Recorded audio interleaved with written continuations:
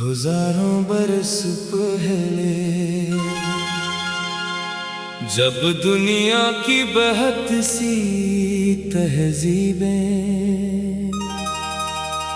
ابھی اپنی شناخت بنا رہی تھیں، دریاؤں کے کنارے ایک ایسی سرزمین آباد تھی جہاں زندگی اپنے منفرد انداز میں پروان چڑھ رہی تھی۔ شمال میں برف پوش پہاڑ، جنوب میں وسیع سمندر، مشرق میں سرسبز میدان اور مغرب میں سنہری ریگستان۔ اس سرزمین کو ایک منفرد حسن عطا کرتے تھے۔ یہی سرزمین آگے چل کر ہندوستان کے نام سے جانی گئی، جہاں مختلف زبانیں، ثقافتیں، رسم و رواج اور عقیدے ایک دوسرے کے ساتھ صدیوں سے سانس لیتے آئے ہیں۔ قدیم زمانے میں دریائے سندھ اور اس کے آس پاس آباد بستیاں تجارت، زراعت اور دستکاری کے لیے مشہور تھیں۔ لوگوں نے اینٹوں سے مضبوط شہر تعمیر کیے، صاف ستھرے راستے بنائے، پانی کی نکاسی کا منظم انتظام کیا اور دور دراز علاقوں سے تجارت کی۔ یہ سب اس بات کی گواہی دیتے ہیں کہ یہاں علم، ہنر اور منصوبہ بندی کو بڑی اہمیت حاصل تھی۔ وقت گزرتا گیا اور اس سرزمین پر مختلف سلطنتیں قائم ہوتی رہیں، ہر دور اپنے ساتھ نئی روایات، نئے خیالات اور نئی تعمیرات لے کر آیا۔ فلسفہ، ادب، موسیقی، ریاضی، فلکیات اور طب جیسے علوم ترقی کی، مختلف علاقوں میں الگ الگ زبانیں اور بولیاں پروان چڑھی، مگر ان سب نے مل کر ایک وسیع ثقافتی ورثہ تشکیل دیا۔ صدیوں کے دوران بے شمار مسافر، تاجر اور سیاح اس سرزمین پر آئے۔ انہوں نے یہاں کے بازاروں، فنون، کپڑوں، مصالحوں، زیورات اور لوگوں کی مہمان نوازی کا ذکر اپنی تحریروں میں کیا۔ ہندوستان کی خوشحال منڈیاں دنیا بھر کے تاجروں کو اپنی طرف کھینچتی تھیں۔ کپاس، ریشم، مصالحے، قیمتی پتھر اور دھاتوں کی تجارت نے اسے عالمی تجارتی راستوں کا عام مرکز بنا دیا۔ وقت کے ساتھ مختلف حکمران آئے اور گئے، ہر دور نے اپنی چھاپ چھوڑی، کہیں عظیم قلعے تعمیر ہوئے، کہیں شاندار باغات وجود میں آئے، کہیں مساجد، مندر، گرجا گھر اور دیگر عبادت گاہیں تعمیر ہوئے۔ یہ عمارتیں آج بھی ماضی کی کہانیاں سناتی ہے اور فن تعمیر کی بہترین مثالیں سمجھی جاتی ہیں۔ ادب اور شاعری نے بھی اس سرزمین کو ایک منفرد مقام عطا کیا۔ مختلف زبانوں میں لکھنے والے شاعروں اور ادیبوں نے محبت، انسانیت، انصاف، فطرت اور روحانیت پر لازوال تخلیقات پیش کی۔ موسیقی کے میدان نے بھی ہندوستان نے کلاسیکی روایات کو پروان چڑھایا، جن کی بازی گشت آج بھی دنیا بھر میں سنائی دیتی ہے۔ پھر ایک ایسا دور آیا جب یورپی طاقتیں تجارت کی غرض سے اس خطے میں پہنچیں۔ رفتہ رفتہ سیاسی حالات तब्दील हुए और परवानी इक़्तिदार ने हिंदुस्तान के बड़े हंसे पर किंतु रूल हासिल कर लिया। इस दौर में रेलवे जदीद तालीमी अदारे और बाज़ इंतज़ामी ढांचे कायम हुए, लेकिन इसके साथ ही सियासी और माशी चैलेंज भी पैदा हुए। इन्हीं समय और डेसों में सदी ने आजादी की तहरीक जोर पकड़ने लगी। मुख्तलिफ पस मंज़र रखने वाले लोगों ने अपने अपने अंदाज में आजादी के लिए जदोजहद की सियासी रहनुमा, समाजी कारकुन तलबा, मजदूर, किसान और आम शहरी इस तहरीक का हिस्सा बने। तवील जदोजहद के बाद 1947 में हिंदुस्तान ने आजादी हासिल की, जो बरसगीर की तारीख का एक अहम मोड़ साबित हुई। आजादी के बाद एक नए सफर का आगाज हुआ। मुल्क ने जमहूरी निज़ाम अपनाया और आइन के तहत जदीद रियासत की बुनियाद रखी। मुख्तलिफ ज़बानों सकाफतों और मज़ाहब पर मुश्तमिल माशरे में दूर के तकाज़ों के मुताबिक खुद को आगे बढ़ाने की कोशिश की। सन्नत, ज़राअत, साइंस, तालीम, तब खलाई, तहकीक और इंफॉर्मेशन टेक्नोलॉजी समेत के शाबों में नुमायां पेशरफ्त हुई। आज का हिंदुस्तान अपनी सकाफती रंगा रंगी के लिए पूरी दुनिया में मशहूर है। एक ही मुल्क में सैकड़ों ज़बानें और बोलियां बोली जाती हैं। हर खत्ते के अपने मखसूस लिबास, खाने, मौसीकी, रक्स और त्योहार हैं। दिवाली, ईद, होली, क्रिसमस, बैसाखी, पोंगल, ओणम और दीगर त्योहार कदीम कदीम कदीम हजारों बरस पहले जब दुनिया की बहुत सी तहजीबें अभी अपनी शनाख्त बना रही थी, दरिया के किनारे एक ऐसी सरजमीन आबाद थी जहाँ जिंदगी अपने मुनफरद अंदाज में परवान चढ़ रही थी।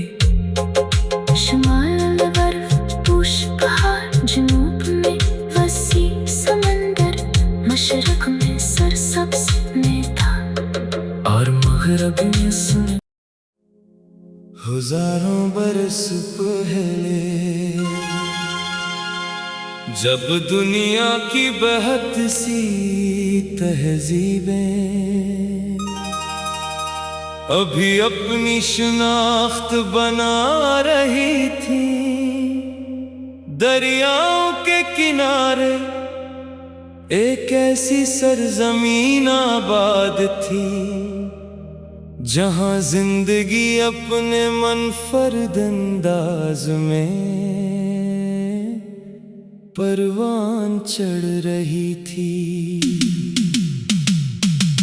शुमाल में बर्फ पूश पहाड़, जुनूब में वसी समंदर, मशरक में सरसब्ज मैदान और मगरब में सुनहरी रेगिस्तान। इस सरजमीन को एक मुनफरद हुस्न अता करते थे।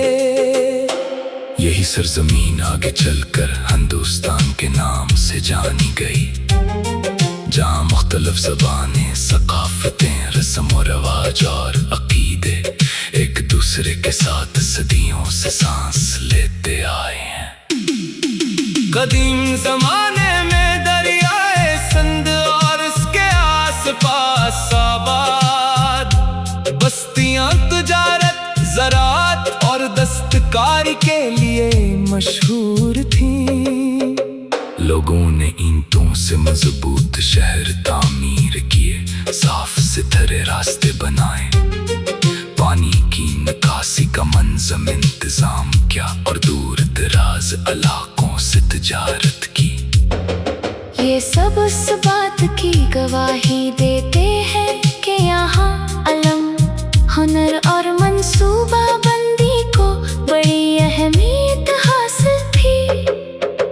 वक्त गुजरता गया और इस सरजमीन पर मुख्तलिफ सल्तनतें कायम होती रहीं। हर दूर अपने साथ नई रवायात, नए ख्यालात और नई तामीरात लेकर आया। फलसफा, अदब, मौसीकी, रियाजी, फलकियात और तब जैसे अलूम में तरक्की की, मुख्तलिफ इलाकों में अलग अलग ज़बानें और बोलियां परवान चढ़ी। मगर इन सब ने मिलकर एक वसी सकाफती वर्सा तश्कील दिया। सदियों के दौरान बेशुमार मुसाफिर, ताजिर और सियाह इस सरजमीन पर आए। इन्होंने यहाँ के बाजारों, फनून, कपड़ों, मसालों, ज़ीवरात और लोगों की मेहमान नवाजी का जिक्र अपनी तहरीरों में किया। हिंदुस्तान की खुशहाल मंडियां दुनिया भर के ताजरों को अपनी तरफ खींचती थीं। कपास, रेशम, मसाले, कीमती पत्थर और दांतों की तजारत ने इसे आलमी तजारती रास्तों का आम मरकज बना दिया। वक्त के साथ मुख्तलिफ हिक्मरान आए और गए, हर दौर ने अपनी छाप छोड़ी। कहीं अजीम कले तामीर हुए, कहीं शानदार बागात वजूद में आए। कहीं मसाजिद, मंदिर, गिरजा घर और दीगर इबादत गाहें तामीर हुए। ये इमारतें आज भी माजी की कहानियां सुनाती है और फने तामीर की बेहतरीन मिसालें समझी जाती हैं। अदब और शायरी ने भी इस सरजमीन को एक मुनफरद मकाम अता किया। मुख्तलिफ ज़बानों में लिखने वाले शायरों और अदीबों ने मोहब्बत, इंसानियत, इंसाफ, फितरत और रूहानियत पर लाजवाब तख्लीकात की। मौसीकी के मैदान में की हिंदुस्तान ने क्लासिकी रवायात को परवान चढ़ाया, जिनकी बाजी गश्त आज भी दुनिया भर में सुनाई देती है। फिर एक ऐसा दौर आया जब यूरोपी ताकतें तुजारत की गरज से इस खत्े में पहुंचे। रफ्ता रफ्ता सियासी हालात तब्दील हुए और बरतानी इक़्तिदार ने हिंदुस्तान के बड़े हसे पर कंट्रोल हासिल कर लिया। इस दौर में रेलवे, जदीद तालीमी अदारे और बाज़ इंतज़ामी ढांचे कायम हुए, लेकिन इसके साथ ही सियासी और माशी चैलेंज भी पैदा हुए। इन्हीं समय और समय सदी में आजादी की तहरीक जोर पकड़ने लगी। मुख्तलिफ पस मंजर रखने वाले लोगों ने अपने अपने अंदाज में आजादी के लिए जदोजहद की। सियासी रहनुमा, समाजी कारकुन, तलबा, मजदूर, किसान और आम शहरी इस तहरीक का हिस्सा बने। तवील जदोजहद के बाद 1947 में हिंदुस्तान ने आजादी हासिल की, जो बरसगीर की तारीख का एक अहम मोड़ साबित हुई। आजादी के बाद एक नए सफर का आगाज हुआ। मुल्क ने जमहूरी निज़ाम अपनाया और आइन की तहते जदीद रियासत की बुनियाद रखी।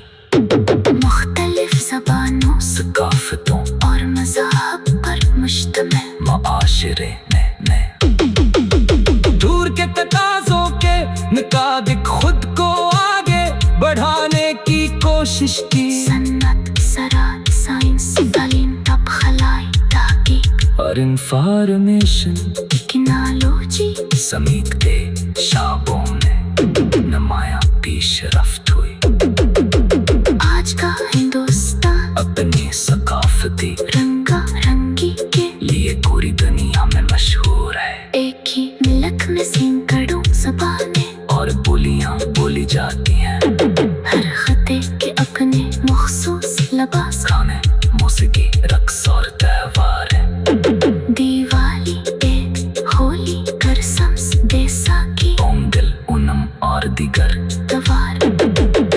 قدیم قدیم قدیم ہزاروں برس پہلے جب دنیا کی بہت سی تہذیب میں ابھی اپنی شناخت بنا رہی تھی، دریاؤں کے کنارے ایک ایسی سرزمین آباد تھی جہاں زندگی اپنے منفرد انداز میں پروان چڑھ رہی تھی۔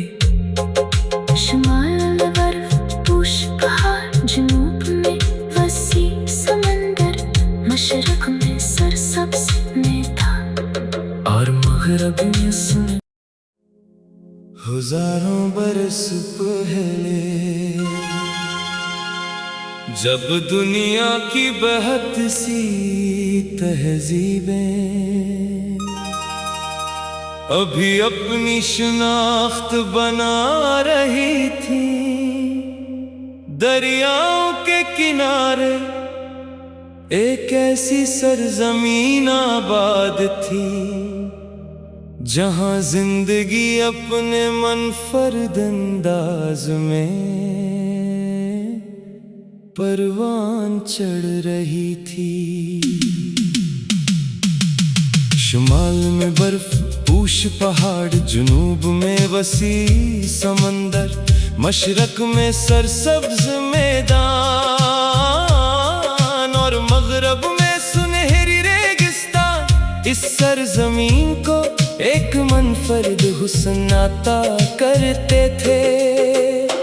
یہی سرزمین آگے چل کر ہندوستان کے نام سے جانی گئی، جہاں مختلف زبانیں، ثقافتیں، رسم و رواج اور عقیدے ایک دوسرے کے ساتھ صدیوں سے سانس لیتے آئے ہیں۔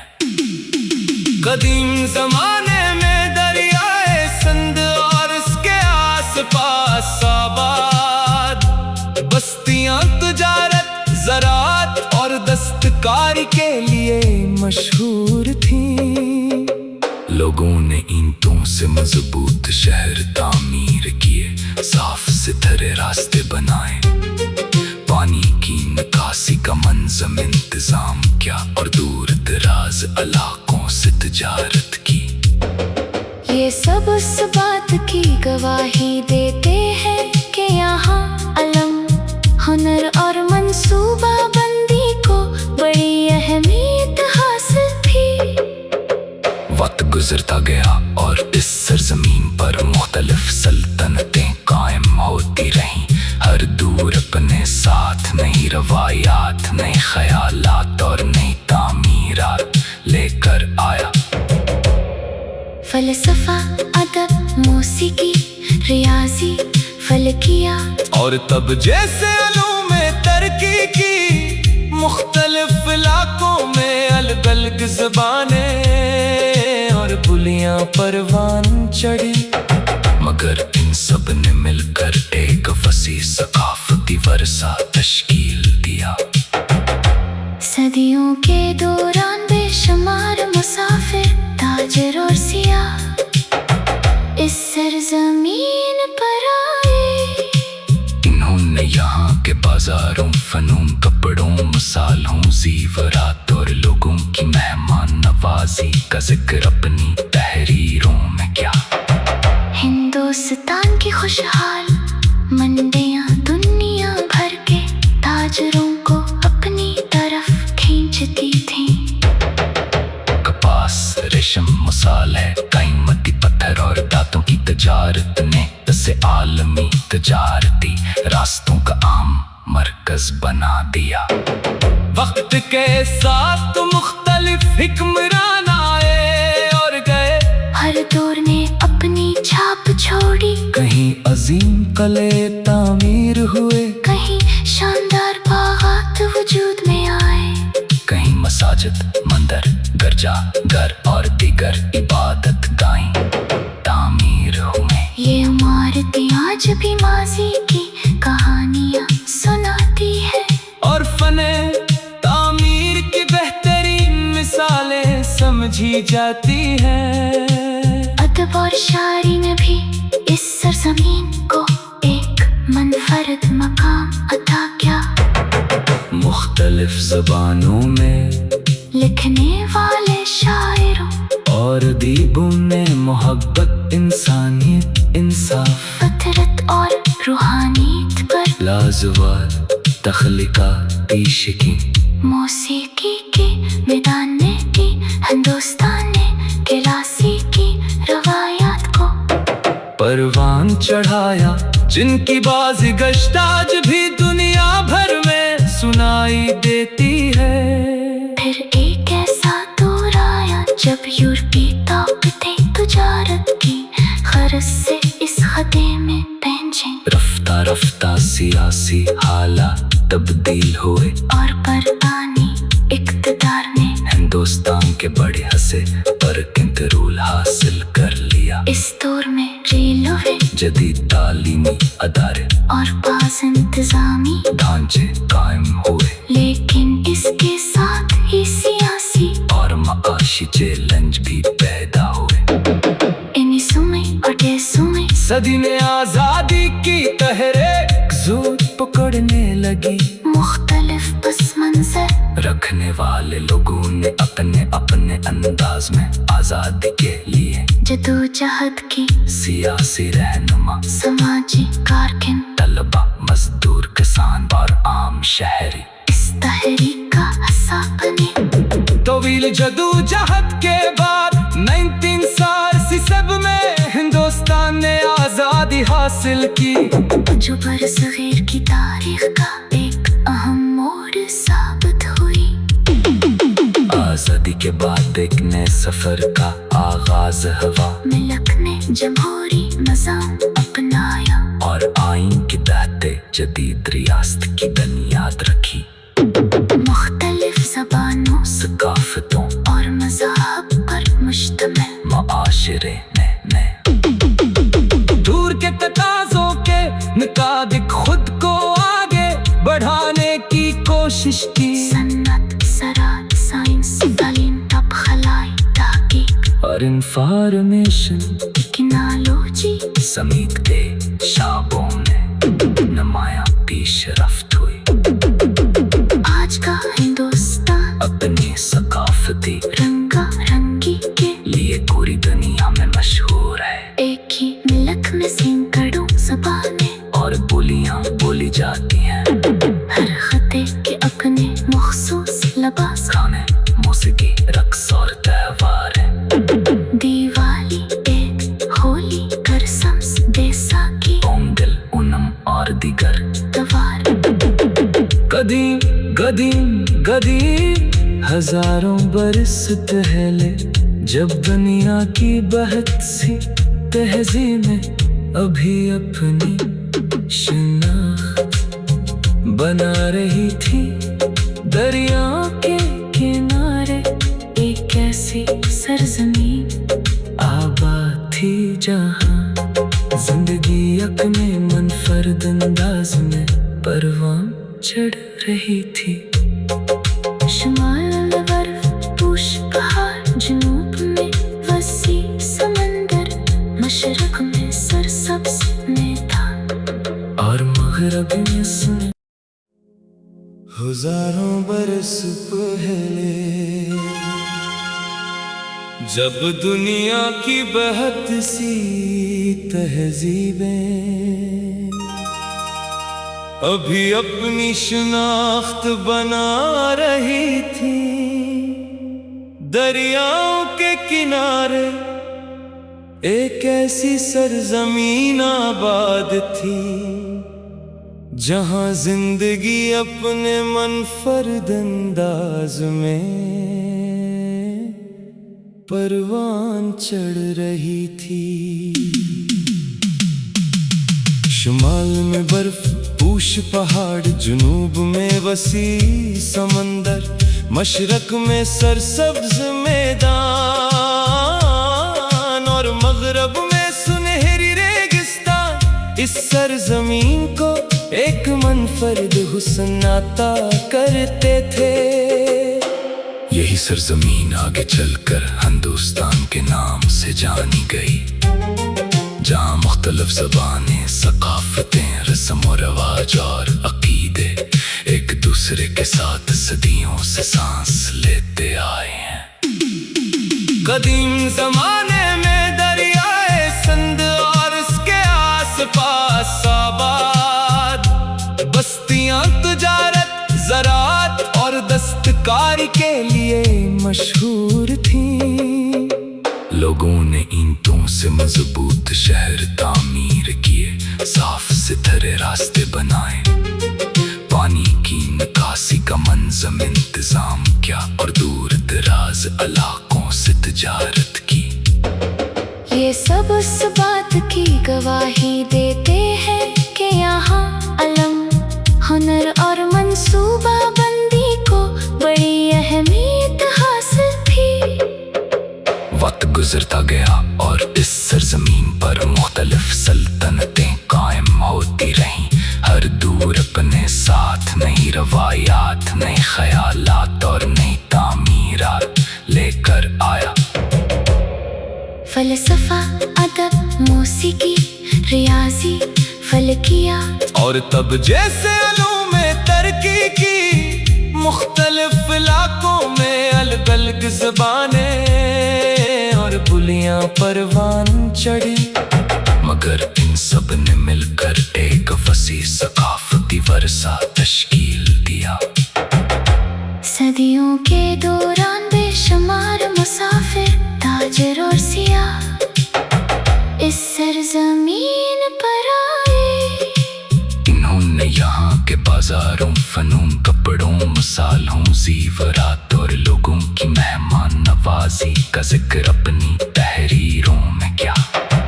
ہندوستان کی خوشحال منڈیاں دنیا بھر کے تاجروں کو اپنی طرف کھینچتی تھیں۔ کپاس، ریشم، مصالحے، قیمتی پتھر اور دھاتوں کی تجارت نے اسے عالمی تجارتی راستوں کا عام مرکز بنا دیا۔ وقت کے ساتھ مختلف حکمران آئے اور گئے، ہر دور نے اپنی چھاپ چھوڑی، کہیں عظیم قلعے تعمیر ہوئے، کہیں شاندار باغات وجود میں آئے، کہیں مساجد، مندر، گرجا گھر اور دیگر عبادت گاہیں تعمیر ہوئے۔ یہ عمارتیں آج بھی ماضی کی کہانیاں سناتی ہے اور فن تعمیر کی بہترین مثالیں سمجھی جاتی ہیں۔ ادب اور شاعری نے بھی اس سرزمین کو ایک منفرد مقام عطا کیا۔